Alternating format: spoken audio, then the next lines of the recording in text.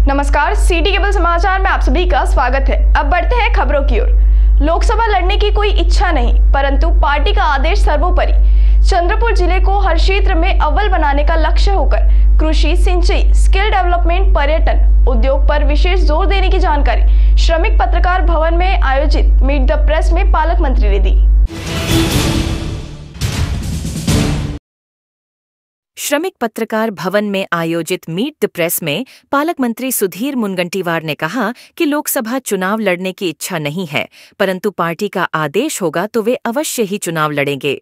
उन्होंने कहा कि मैंने मेरी भावनाएं पार्टी हाईकमान को बता दी हैं। अब पार्टी जो निर्णय लेगी वह सर्वोपरि होगा। इस वक्त पालक मंत्री मुनगंटीवार ने कहा कि जिले को हर क्षेत्र में अव्वल बनाने का उनका लक्ष्य है, जिसमें कृषि, सिंचाई, स्किल डेवलपमेंट, पर्यटन, उद्योग पर विशेष ध्यान दिया है।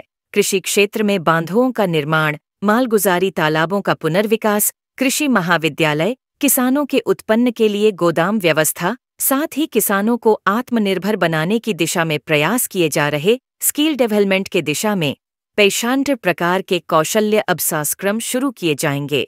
बांस रिचर्स सेटर और गोंडवाना के साथ संयुक्त प्रयास किया जाएगा। ITI को अधिक निधि दी जाएगी। इसी तरह इंजीनियरिंग कॉलेज और गोंडवाना विवि के संयुक्त प्रयासों से डिग्री धारकों के लिए योजना है।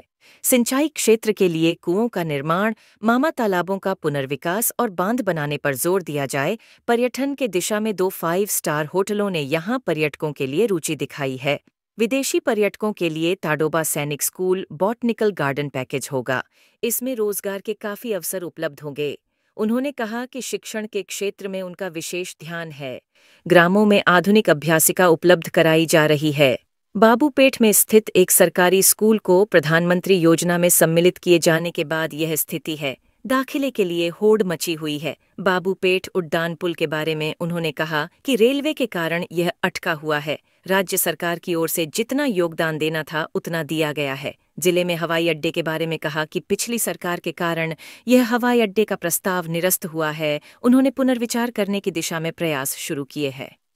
कुछ कार्यों के विरोध के संदर्भ में उन्होंने कहा कि विरोधियों का अधिक होना भी यह साबित करता है कि आप काम अच्छा कर रहे हैं। उनका कोई शत्रु नहीं है। जिन्होंने शत्रुता दिखाई या तो समाप्त हो गए या फिर वे उनके साथ आकर बैठ गए। उन्होंने कहा कि वे जनता के लिए काम कर रहे हैं और जनता का आशीर्वाद उनके साथ है। जाहीरपणेही व्यक्त केली। पक्षाचा आदेश असेल तर लोकसभा अन्यथा विधानसभेत राहणं हे मला यासाठी आवडेल की इथं आता 30 वर्षापासूनचा जो माझा प्रवास आहे त्याच्यामध्ये अनेक परिचित अधिकारी, परिचित मित्र, सर्वपक्षीय राजकीय नेत्यांशी असणारे संबंध आणि यातून आपल्या जिल्ह्याच्या विकासासाठी मोठं योगदान देण्याची शक्यता यातून निर्माण होते। आणि म्हणून लोकसभेत ठीक आहे, पक्षाचा आदेश असेल आणि पक्षाने सांगितलं तर निश्चितपणे लोकसभेच्या दृष्टीने जाईल, पण मी त्या नजरेने लोकसभेची कोणतीही तयारी या क्षणापर्यंत केलेली नाही। पण हे जी धडाका सुरू केलेला आहे तुम्ही ही त्याची जात नाही, मग ती वनी आणि आर्मीला केली असती ना। जर त्याची तयारी असती तर वनी आर्मी केली असती। चंद्रपूरमध्ये शेवटी हा माझा मतदारसंघ राहिला आहे 3 टर्म, आणि म्हणून चंद्रपूर वर्षाच्या लोकांना या माध्यमातून आणि जिल्हा हेडक्वार्टर आहे।